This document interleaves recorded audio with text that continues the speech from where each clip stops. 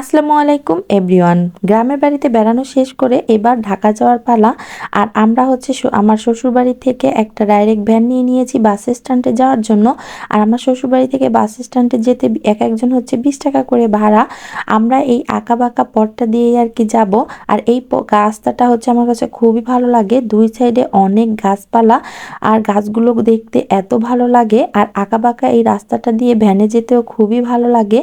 এই রাস্তার দুই সাইডেই হচ্ছে এখন জমি দেখা যাবে, আর এক সাইডে হচ্ছে এগুলো ধান চাষের জন্য প্রস্তুত করা হচ্ছে, আর অন্য সাইডে বেশিরভাগ পানের বর করা হয় আর কি।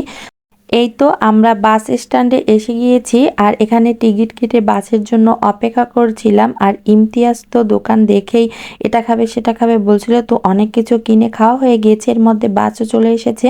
আর আমরা বাসে উঠে বাইরের এই দৃশ্যটা দেখছিলাম। তো বাসের মধ্যে সিঙ্গারা নিয়ে এসেছিল, তো আমরা একটু সিঙ্গারা খেলাম। আর এর মধ্যে আমরা বাস থেকে নেমে একটা সিএনজি নিয়ে নিয়েছি, আর এখন সিএনজিতে করে আর কি বাসায় যাব। ইমতিয়াজ তো আইসক্রিম খাওয়ার জন্য অনেক বাহানা করছিল, তাই যাই হোক জামজাট পার হয়ে ফাইনালি বাসায় এসে পৌঁছালাম। ইমতিয়াজ তো বাসায় এসে ওর খেলনা দেখে ও খেলাধুলা করতে ব্যস্ত হয়ে পড়েছে, আর বাসার অবস্থাটা বেহাল। এখন হচ্ছে আমি এই বাসা পরিষ্কার করব, আর এই সারাদিনটা এভাবেই কাটাবো। তো বাই বাই।